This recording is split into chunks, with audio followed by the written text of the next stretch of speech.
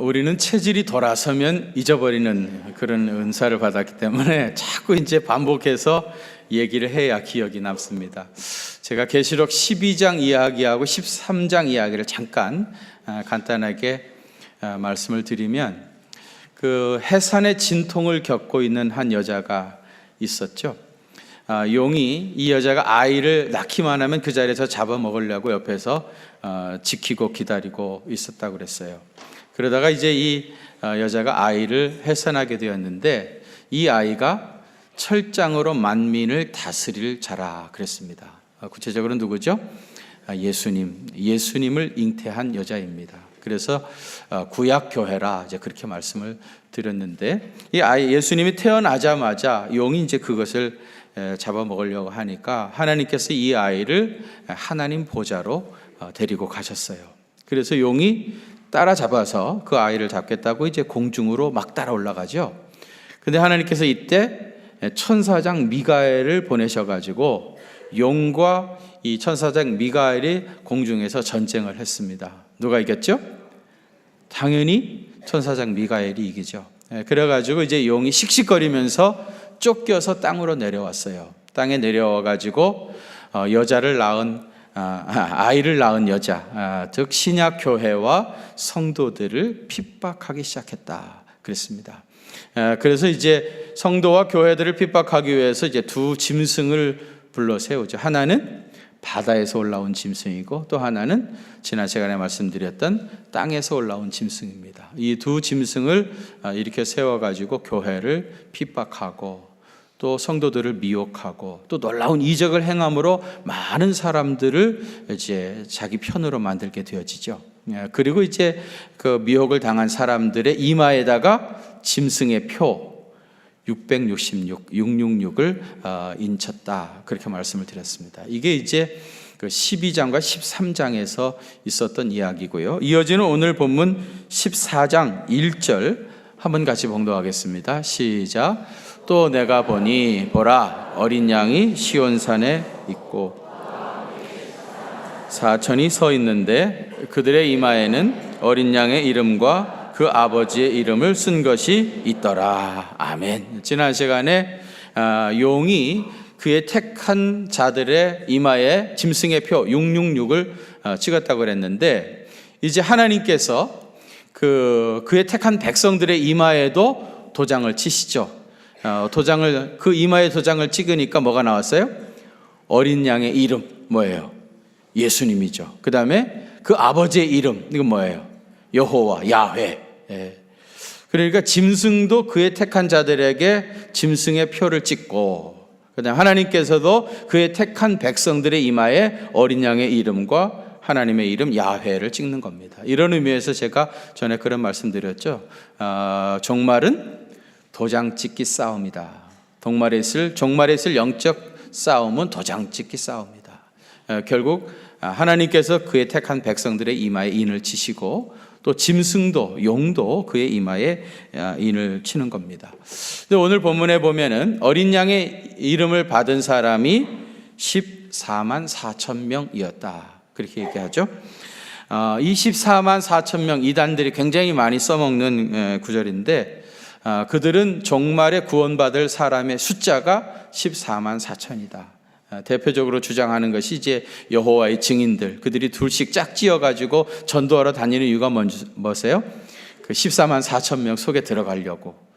또 이만희 신천지에서도 이 14만 4천 명, 자기를 따르는 신도만이 이 14만 4천 명에 해당이 되어지고 그 사람들만 구원받는다, 그렇게 얘기합니다. 그러면서 이제 TO가 얼마 남지 않았으니까 부지런히 해가지고 빨리 이 숫자 안에 들어와야 된다, 그렇게 이제 주장을 합니다. 이 14만 4천 명에 대해서는 제가 계시록 7장 강해하면서도 설명을 했어요. 그러나 우리는 듣고 돌아서면 다 잊어버리는 체질이니까 자꾸 반복을 해야 기억이 남습니다. 이 14만 4천 명이라고 하는 수는 실제 수값을 말하는 것이 아니라 이게 상징적인 의미를 지니는 수다, 그렇게 말씀을 드렸어요. 하늘의 수는 몇이죠? 이거 보세요. 다 잊어버렸잖아요. 하늘의 수는 3이고, 그죠? 3. 그 다음에 땅의 수는 4라 그랬죠. 그래서 하늘의 수 3과 땅의 수 4를 더하면 7이죠. 그래서 7은 하늘과 땅, 그래서 완전수입니다. 그 다음에 3과 4를 곱하면 12죠. 12도 완전수. 그래서 7이나 12는 완전수입니다. 신구약 성경에 7이나 12라고 하는 숫자가 많이 나오는 거는 그거는 완전수이기 때문이에요. 그러니까 14만 4천 명은 12 곱하기 12 곱하기 1000이죠. 12는 구약의 12지파, 또 12는 신약의 12사도, 그리고 1000, 이거는요 수를 세아릴 수 없을 만큼 많은 거를 천천만만, 그런 식으로 히브리 사람들은 표현을 했습니다. 그래가지고 계시록 5장 11절에 보면 내가 또 보고 들음에 보좌와 생물들과 장로들을 둘러싼 많은 천사의 음성을 들으니 그 수가 만만이요 천천이라. 많은 천사들, 그 수가 만만 천천. 만만 하면은 1억이고 천천 하면 100만인데 그 천사들의 수가 1억 내지는 100만 명이었다, 그런 뜻이 아니고요, 수를 헤아릴 수 없을 만큼 많았다, 그런 뜻입니다. 시편 144편 13절에도 보면 우리의 곳간에는 백곡이 가득하며 우리의 양은 들에서 천천과 만만으로 번성하며 그랬습니다. 여기 천천만만이라고 하는 건 뭐 100만 마리, 1억 마리 그런 뜻이 아니라 수도 헤아릴 수 없을 만큼 풍성하게 많아진다, 그런 뜻입니다. 그러니까 완전수 12 곱하기 완전수 12 곱하기 1000, 수를 세아릴 수 없을 정도로 많다. 그래서 이제 14만 4천 명이 나온 건데, 이것은 뭐예요? 예수님의 보배로운 피로 구속함을 받고 그 이마에 어린 양의 이른 인치심을 받은 구원받은 백성들이 도저히 셀 수 없을 정도로 엄청나게 많다, 뭐 그런 뜻입니다. 이렇게 해서 이제 구원받은 백성들이 하늘에서 무엇을 하고 있었는가? 오늘 보면 2절과 3절 한번 같이 봉독하겠습니다. 2절 3절입니다. 봉독합니다. 많은 물소리와도 같고 큰 우레소리와도 같은데 내가 들은 소리는 검은 고 타는 자들이 그 검은 고를 타는 것 같더라. 그들이 보좌 앞과 내 생물과 장로들 앞에서 새 노래를 부르니 땅에서 속량함을 받은 14만 4천 밖에는 능히 이 노래를 배울 자가 없더라. 아멘. 거기 보면은 속량함을 받은 14만 4천 명이 새 노래를 부르고 있었다고 그래요. 그런데 얼마나 그 소리가 크고 웅장한지 많은 물소리 같기도 하고 우레소리 같기도 했다 그랬습니다. 그런데 이 사람들이 검은고 가락에 맞추어서 새 노래를 불렀다고 그러죠. 여러분, 검은고는 우리나라 악기 아닌가요? 천국에서 말이죠, 구원받은 사람들이 검은고 악기에 맞춰가지고 새 노래를 부른다고 그래요. 그래서 제가 이 노래, 이 부분 묵상하면서 굉장히 프라이드가 생기더라고요. 이거 천국에 가면은 우리 한국 사람들이 상당히 장점이 많겠다, 그런 생각이 들어요. 근데 이거를 영어 성경에는 어떻게 번역했을까? 서양 사람들은 이거를 어떻게 번역했을까 궁금해가지고 제가 또 영어 성경을 본 거 아니겠습니까? 봤더니 거기에는 하프 소리에 맞춰가지고 새 노래를 부르더라, 그렇게 되어 있어요. 그래서 이게 하프가 맞냐 검은고가 맞냐 굉장히 갈등이 되던데, 어쨌든 서양 사람들이 검은고를 몰라가지고 하프라고 번역을 했든지 아니면은 우리나라 사람들이 하프를 몰라가지고 검은고로 번역을 했든지, 어쨌든 선택은 여러분의 자유입니다. 마음껏 상상하시길 바라요.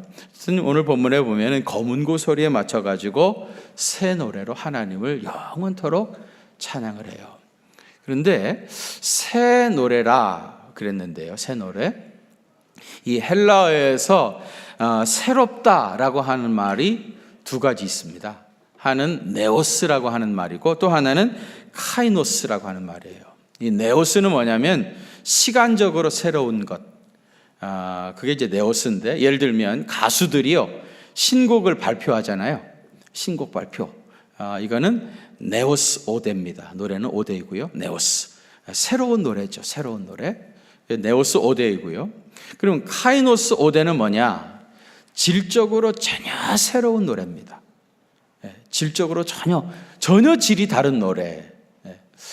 사실 신곡은요, 우리가 배우면 누구든지 다 따라하죠. 그렇죠? 가수들이 뭐 신곡을 발표하면 처음에는 낯설지만 몇 번 들으면 결국은 다 따라서 할 수가 있습니다. 그런데 여기 카이노스 오데는요, 질적으로 전혀 새로운 노래이기 때문에 구원받지 않은 사람은 이 노래를 부를 수가 없는 거예요. 예. 그래서 3절 맨 마지막에도 보면 14만 4천 밖에는 능히 이 노래를 배울 자가 없더라 그랬어요. 구원받은 백성, 그 이마에 어린 양의 인치심을 받은 사람만 이 노래를 부를 수 있는 겁니다. 그러니까 이 새 노래를 부를 수 있는 사람은요, 먼저 어린 양의 이름으로 인침을 받고 그 다음에 구속의 감격이 있는 사람이라면 누구라도 이 노래를 부를 수가 있는 거예요. 여러분, 이 이야기 들으니까 천만다행이죠. 어떤 분들은 천국에 가면 세세 무궁토록 찬양을 해야 되는데, 그런다는데 나는 찬양 잘 부를 줄도 모르고 음정, 박자 뭐 이런 거 다 내 마음대로 하는 음치인데, 그래가지고 상당히 스트레스 많이 받으신 분들 계셨을 거예요. 걱정하지 마세요. 그런 노래가 아닙니다. 여기 새 노래는 뭐예요? 어린 양의 인치심을 받고 그 다음에 구속의 감격을 가진 사람이라면 누구나 부를 수 있는 노래입니다. 이런 의미에서 질적으로 전혀 다른 노래, 카이노스 오데입니다. 오늘 보면 4절과 5절에서는요, 이 새 노래를 부르게 될 사람들, 이 사람들을 5가지로 설명을 하고 있어요. 이 새 노래의 진정한 주인공은 어떤 사람인지 5가지로 이야기를 하는데, 그 첫 번째는요, 용과 더불어 몸을 더럽히지 않은 순결한 자입니다. 어떤 사람이 새 노래를 부른다고요?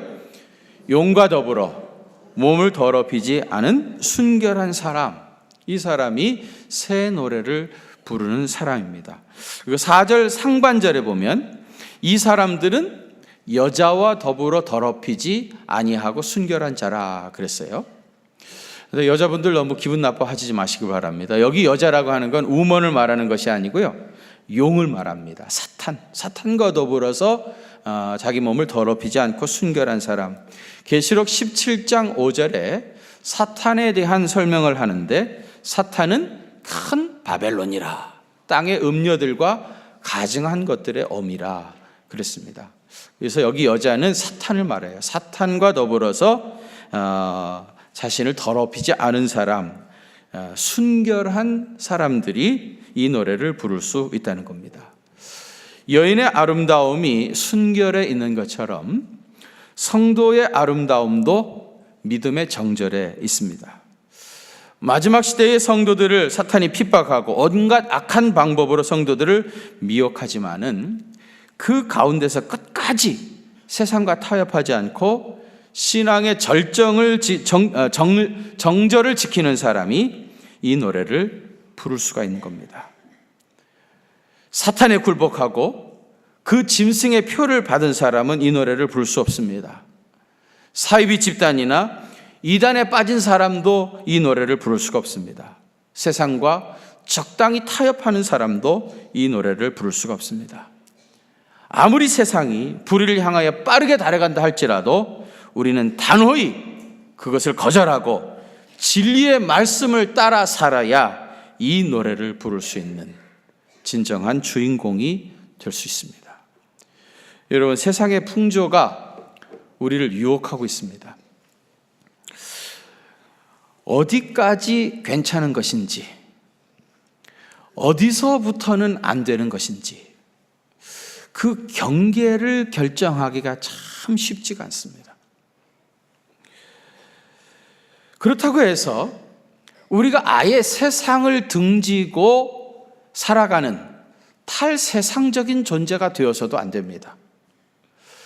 보통 교회와 세상을 바다와 배에 비유합니다. 여러분, 배가 물을 떠나가지고 바다를 떠나가지고는 의미가 없죠. 배는 바다와 함께 있어야 됩니다. 물 위에 떠 있어야 배입니다. 그런데 이 배가 물속으로 들어가 버리면 어떻게 되죠? 그러면 세월호가 되는 겁니다.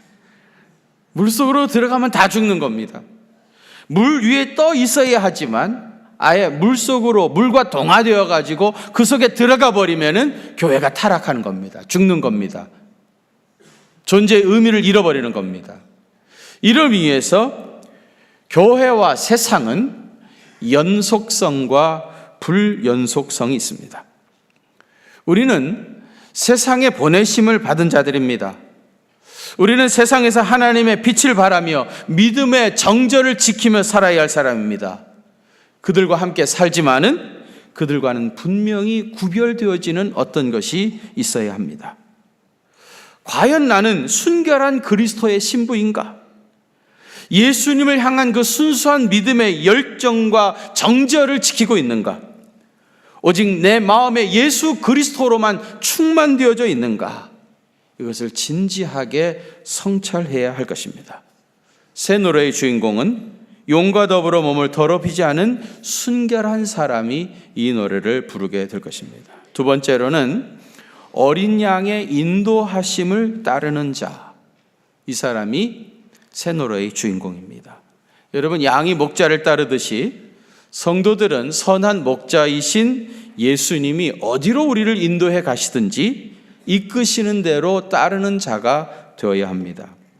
여러분은 예수님이 선한 목자이심을 믿습니까? 예수님이 선한 목자라고 하는 말은 뭐예요? 우리를 좋은 곳으로 인도해 가시는 분이다, 그런 뜻이죠.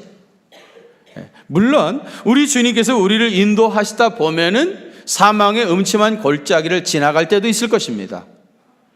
그러나 그곳에서 우리를 빠뜨려 죽이려고 그수로 인도하신 것이 아니라 그 저 너머에 푸른 초장과 쉴만한 물가로 인도하기 위해서 우리를 사망의 음침한 골짜기로 지나가게 하시는 거예요.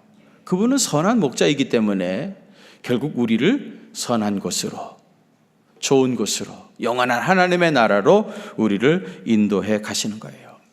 그러니까 여러분, 그분이 선하심을 전적으로 신뢰하고 그분의 인도하심을 따라 살아가시길 바랍니다. 그래야 마음의 평안함이 찾아와요.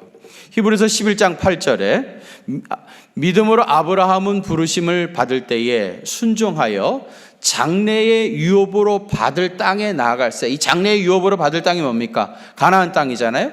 가나안 땅으로 나가는데, 순종하여 나가는데 갈 바를 알지 못하고 나갔다 그랬습니다. 다시 말하면 아브라함은 자기가 지금 집을 떠났는데 어디로 가는지도 모르고 갔다는 거예요.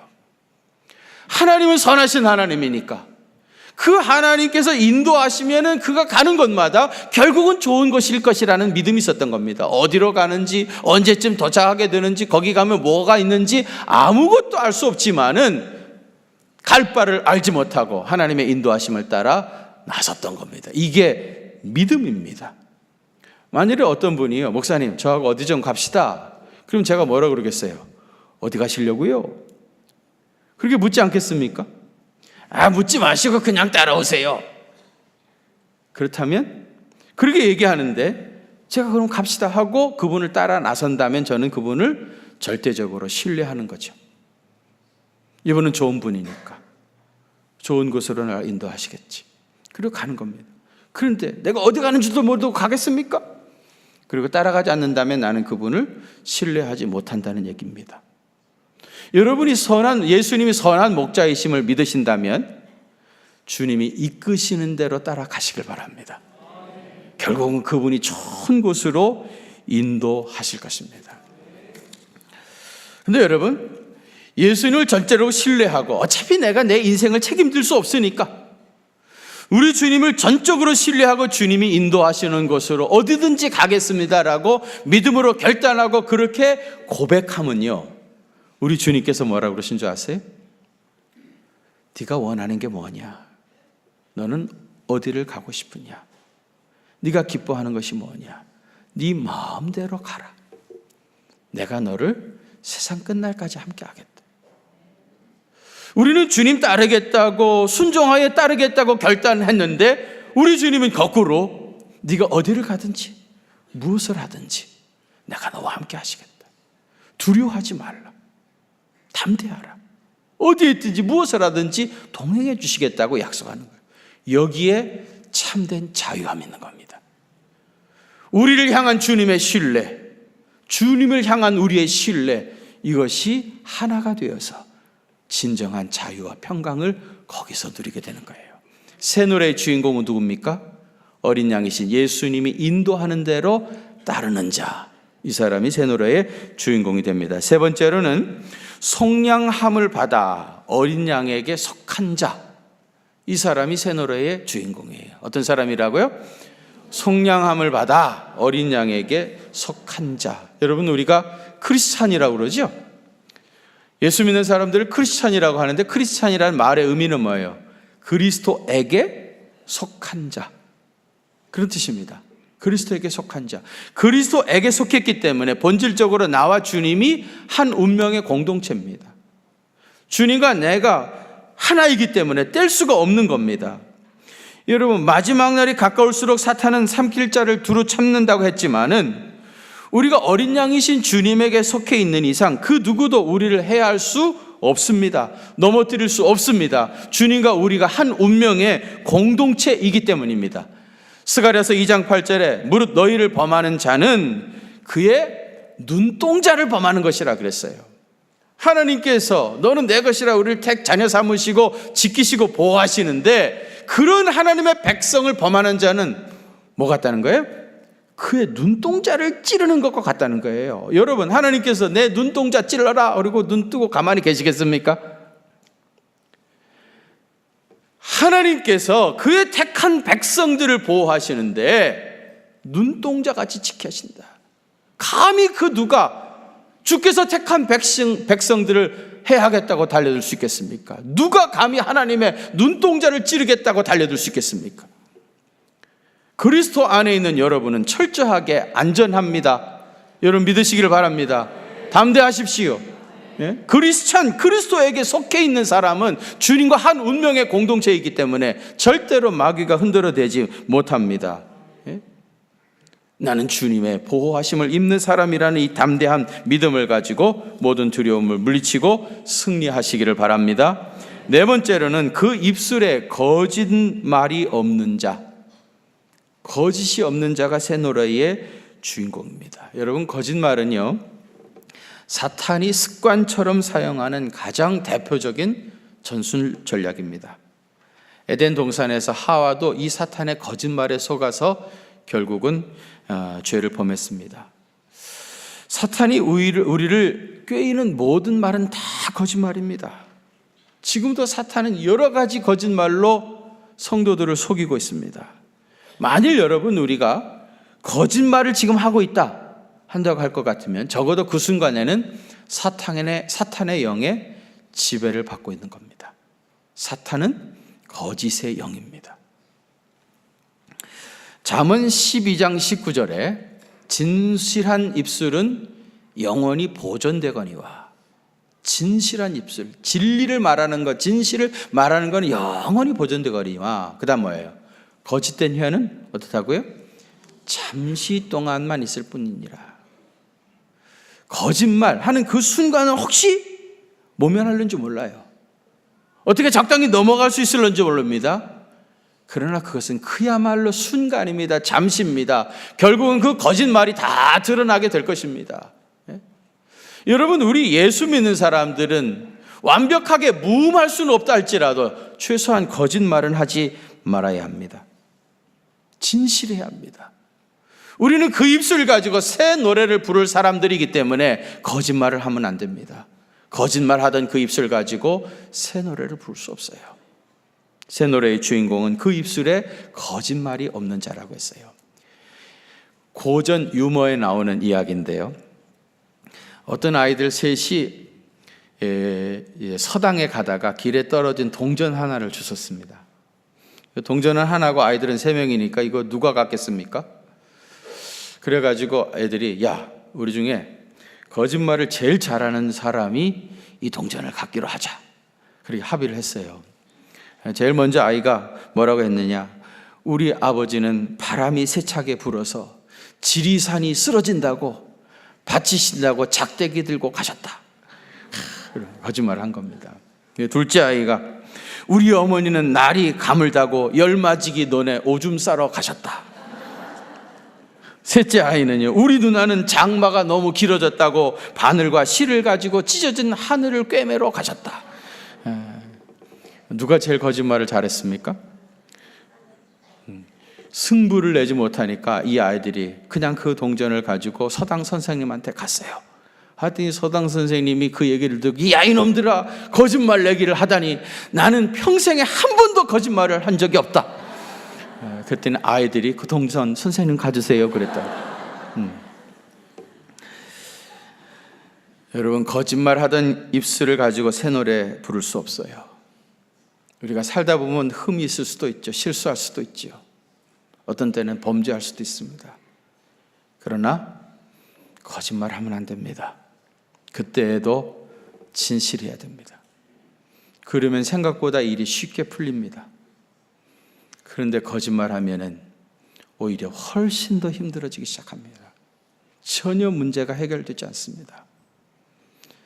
새 노래의 주인공은 그 입술에 거짓말이 없는 사람입니다. 마지막 다섯 번째는 삼가 조심하여 흠이 없는 자라고 했어요.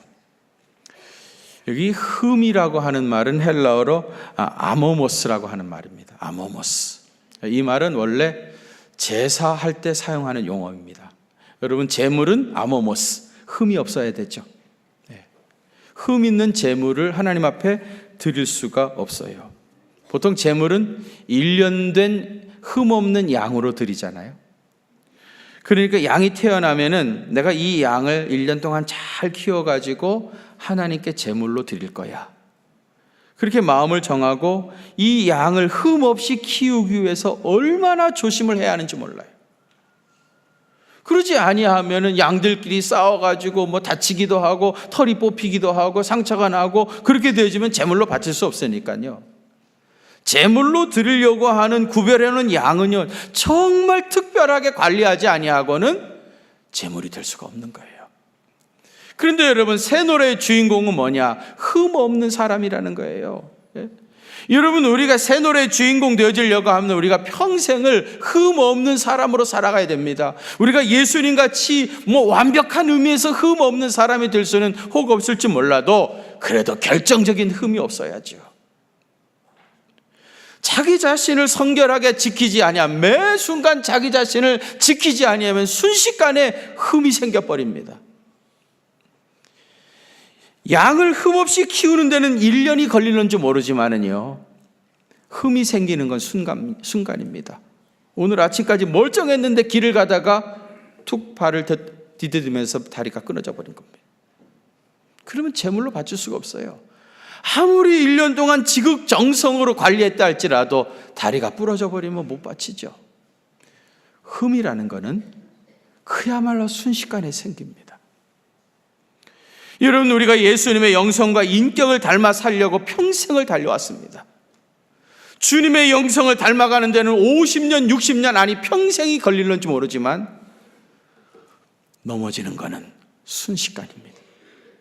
그야말로 순간입니다. 순간에 넘어지는 거예요. 그래서 여러분, 우리는 항상 삼가 조심해야 되고 늘 깨어 있어야 되고 늘 우리 주님의 도우심을 구해야 되고 주님의 말씀으로 날마다 무장해야 되고요.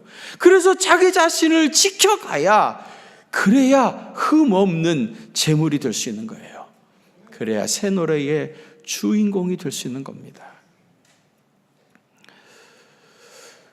저도 주변에 한때 귀하게 쓰임받는 목회자들이 일순간에 어떤 조그만 잘못으로 버림을 당하는 일들을 너무너무 많이 보고 있습니다. 그런 일들을 경험하면서 하나님, 대과 없이 마치게 해주십시오. 어떻게 생각하면 소극적인 기도일런지 모르지만 하나님, 내가 큰 종이 되지 못한다 할지라도 대가 없이, 큰 실수 없이, 그저 흠 없이 나에게 주어진 이 사명을 감당할 수 있게 해달라고, 내 걸음을 지켜주시고 내 마음의 생각을 주님이 주장해 주시고 내 시선이 머무는 것을 주님께서 붙잡아 주시고 흠 없는 하나님의 종이 되게 해달라고 늘 그렇게 기도하고 있습니다. 순식간에 우리는 누구든지 넘어질 수 있습니다. 새 노래의 주인공은 누굽니까?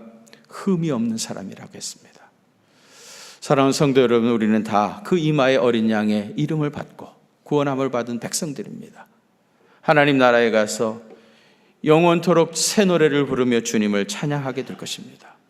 새 노래의 주인공은 첫째, 용과 더불어 몸을 더럽히지 않은 순결한 자라고 했습니다. 둘째는 어린 양의 인도하심을 따르는 사람. 세 번째로는 속량함을 받아 어린 양에게 속한 자. 네 번째로는 그 입술에 거짓말이 없는 자. 다섯 번째는 삼가 조심하여 흠 없는 자라고 했습니다. 마지막까지 자기 자신을 잘 지켜서 영원한 하나님 나라에 가서 그 영광스러운 무리와 함께 거룩하신 주님을 새 노래로 찬양하는 믿음의 사람 다 되시기를 주의 이름으로 축원합니다. 거룩하신 아버지 하나님, 우리가 우리의 이마에 어린 양이신 예수님의 이름으로 인치심을 받고 새 노래를 부를 영광스러운 주인공임을 분명히 알게 해주시니 감사를 드립니다. 오늘 주신 말씀을 깊이 묵상하게 하시고 이 말씀대로 아름답게 순종하여 살아서 다 당당히 새 노래의 주인공으로 살아가는 믿음의 사람 되시게 하여 주옵소서. 이제는 우리의 찬양을 영원토록 받으시기에 합당하신 우리 구주 예수 그리스도의 그 크신 은혜와 하나님 우리 아버지의 무한하신 사랑하심과 성령님의 위로하심과 교통하심이 우리 경기중앙교회 사랑하는 성도들과 또 저들의 가정과 그 생업의 현장들을 위해 특별히 북녘 땅에 있는 내 사랑하는 동포들과 또 지하에서 신앙을 지키고 있는 많은 그리스도인들 위해 이제로부터 영원토록 함께 계시옵기를 간절히 축원하옵나이다. 아멘.